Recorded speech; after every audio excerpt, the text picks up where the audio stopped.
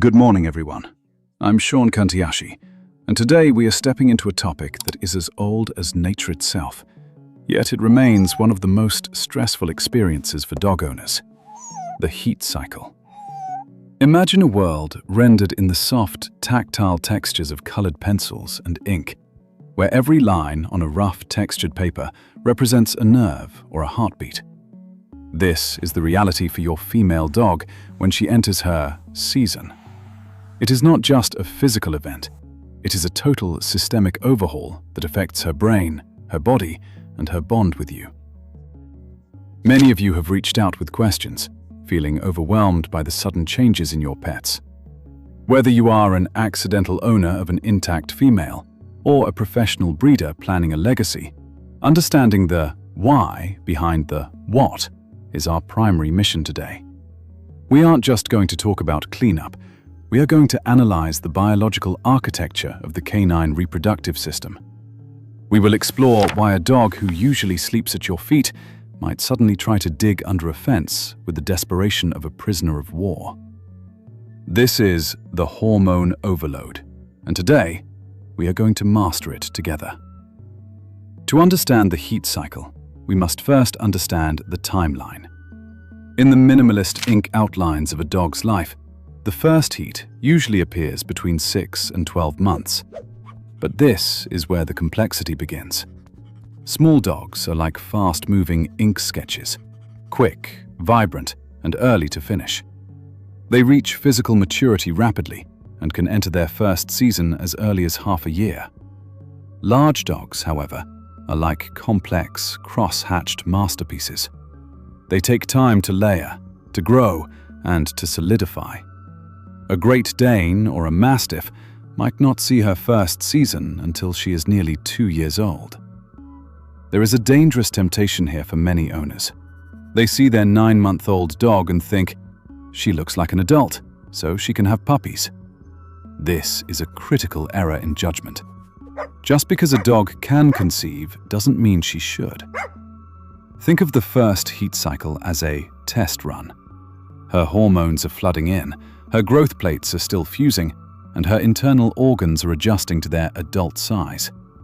If you breed a dog during her first cycle, you are essentially asking a child to carry a heavy burden before her own skeleton is finished growing.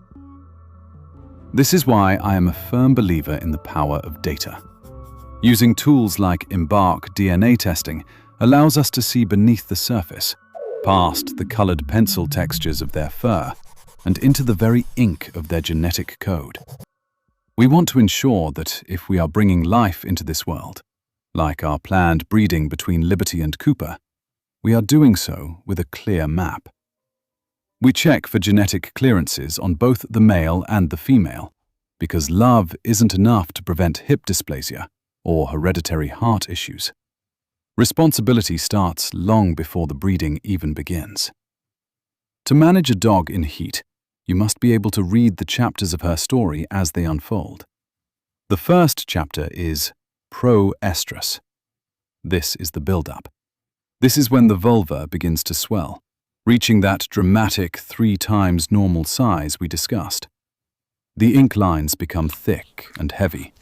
You'll see the bloody discharge, and you'll notice her grooming herself with an almost obsessive focus. This stage can last anywhere from 7 to 10 days. At this point, she is calling the males, but she isn't ready to accept them. The second chapter is estrus, and this is where most people get caught off guard. This is the fertile window. The heavy red bleeding usually tapers off and turns into a straw-colored or tan discharge. In the world of art, the dark, heavy ink gives way to a lighter, more transparent wash of color. This is the moment of peak fertility. This is when she will flag or move her tail to the side. If you have a breeding male like Reddy in your home, his behavior will shift from curious to intense. The third and fourth chapters, diestrus and anestrus, are the cooling off periods. This is when the hormones begin to recede, and the body either prepares for pregnancy or returns to its baseline state. Understanding this progression is vital. Many owners think the danger is over when the bleeding stops, when in reality, the most critical window of caution is just beginning. You must remain vigilant, even when the minimalist ink outlines suggest everything has returned to normal. Let's talk about the Velcro effect. When a female enters her season, her emotional landscape shifts. She becomes a creature of intense connection. She will lean into you, seek your energy, and want to be in your physical space at all times. This isn't just about affection. It's about a biological search for security during a time of extreme vulnerability. But there is a flip side to this emotionality. The same hormones, estrogen and then progesterone, that make her want to cuddle also hijack her executive function. Imagine a perfectly trained dog, an animal that has spent years learning the nuances of human language. Now, imagine a fog of black ink spreading across that training. That fog is the biological drive to reproduce. I've had people tell me, "Sean, my dog has a perfect recall. She would never leave the yard." My response is always the same. She hasn't met the right hormone yet. When a dog is in heat, her brain is no longer in her head, it's in her hormones. She will forget the stay command if she smells a male 3 blocks away. She will find a way through a fence she's never challenged before. As a guardian, you must accept that for these 21 days, your training is secondary to her biology. You must become her external brain, providing the boundaries and the safety that her own mind is currently unable to maintain. If you have no intention of breeding, or if you are managing a household with both males and females, you need a strategy. I call it the rule of 3. Never rely on a single door or a single fence. In my home, when a girl like Liberty is in heat, the boys are kept behind at least 3 physical barriers. That might be a crate, inside a room, behind a closed hallway door. Why 3?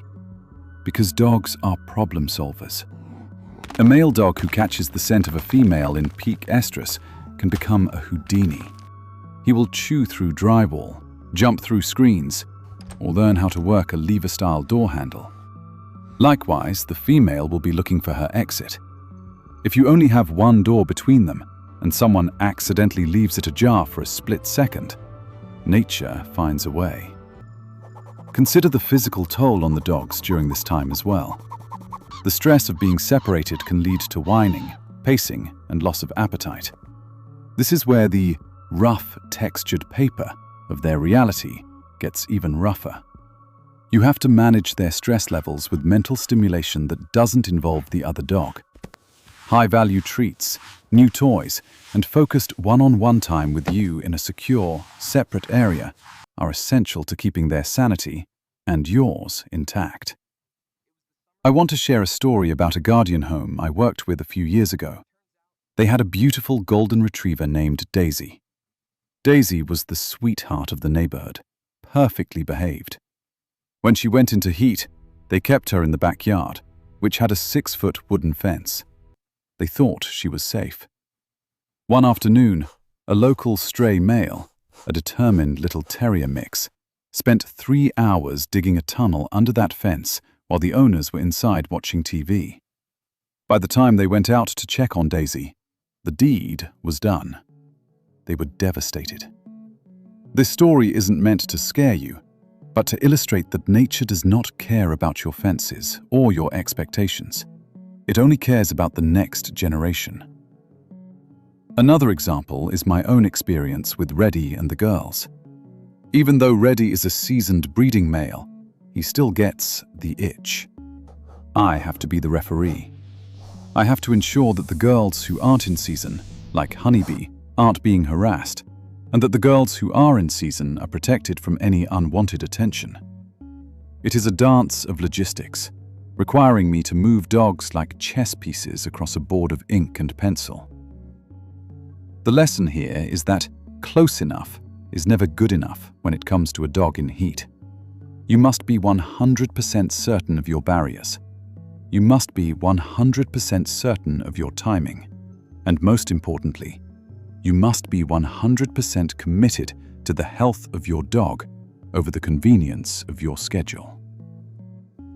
As we wrap up this exploration into the world of canine seasons, I want you to look at your dog not as a problem to be managed, but as a biological marvel. This cycle is a testament to the strength and resilience of the species.